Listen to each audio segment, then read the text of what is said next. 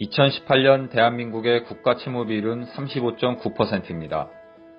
자유한국당 정미경 최고위원은 40% 선이 깨지면 국가 부도가 난다며 위기론을 제기했습니다. 국가 채무 비율 40%는 정말 국가 부도 위기를 의미할까요?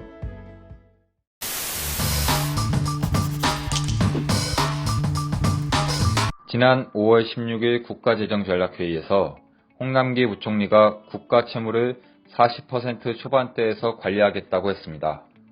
그러자 문재인 대통령이 경제협력개발기구 평균이 113%인데 우리나라만 40%가 마지노선인 근거가 무엇이냐며 온도차를 보였습니다. 그러면서 국가 채무 비율 40% 논란이 시작됐습니다.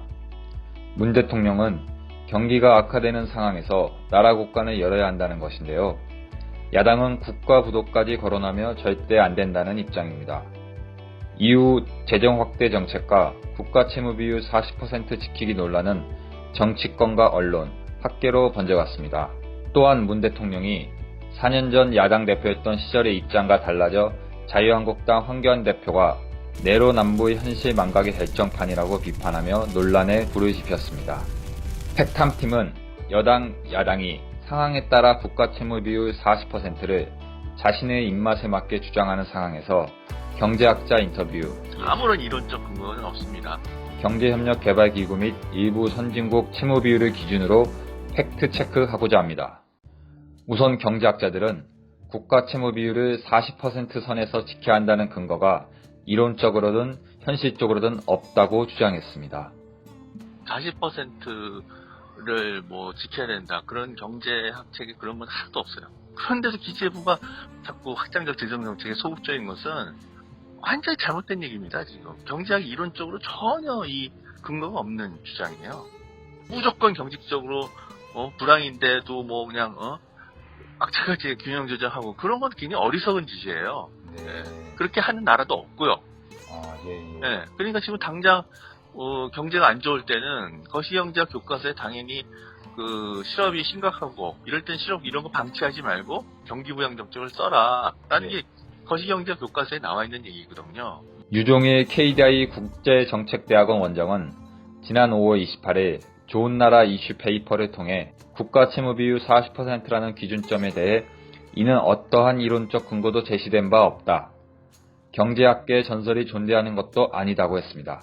국가 채무 비율 한도의 한 가지 기준은 조세 수입으로 상환할 수 있는 최대한의 국가 채무, 즉 현 시점에서 국가가 감당할 수 있는 국가 채무의 상한이라고 말했습니다.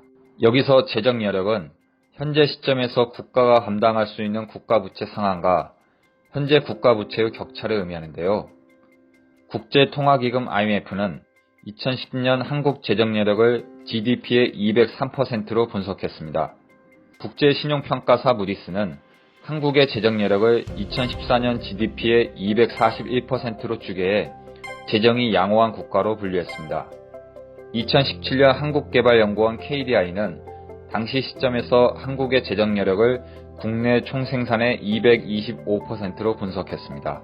재정 확대 정책이 경기 부양과 함께 재정 건전성에도 도움을 준다는 주장도 나옵니다.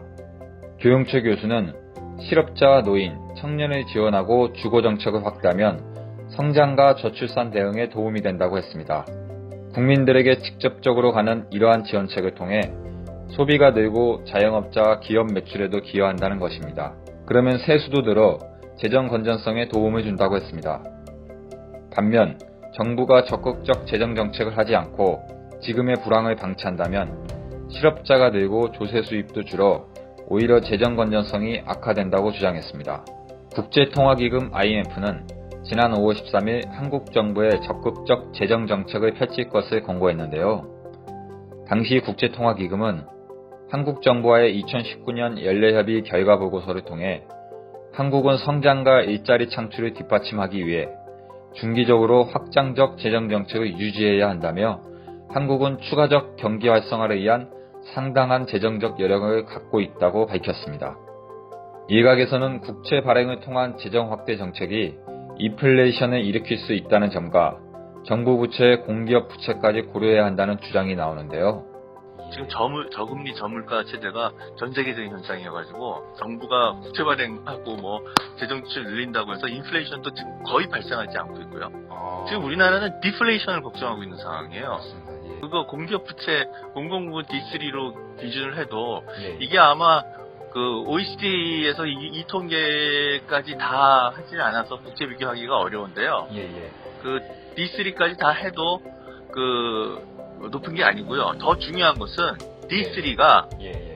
그 증가하고 있지 않고 감소하고 있어요, 지금. 이명박 때 해외 자원 개발해가지고 공기업 부채가 많이 늘었거든요. 예, 예. 그래서 이제 박근혜 정부 때부터 공기업 부채를 많이 줄이려고 노력을 했고요. 예, 예. 그래서 최근 한 4, 5년 동안 5, 6년 동안 그 공공부문 부채, GDP 대 공공부문 부채 비율이 감소했어요. 실제로 공공부문 부채 D3는 2014년 이후 줄고 있습니다. 공공부문 부채는 일반 정부 부채 D2에 비해 비금융 공기업의 부채를 더한 것을 의미합니다. 최근 2017년 말 기준 한국의 공공부문 부채 D3는 GDP 대비 60.4%입니다. 이는 2014년 말 64.5%, 2015년 말 64.2%, 2016년 말 63.1%로 2014년 이후 계속 줄고 있습니다.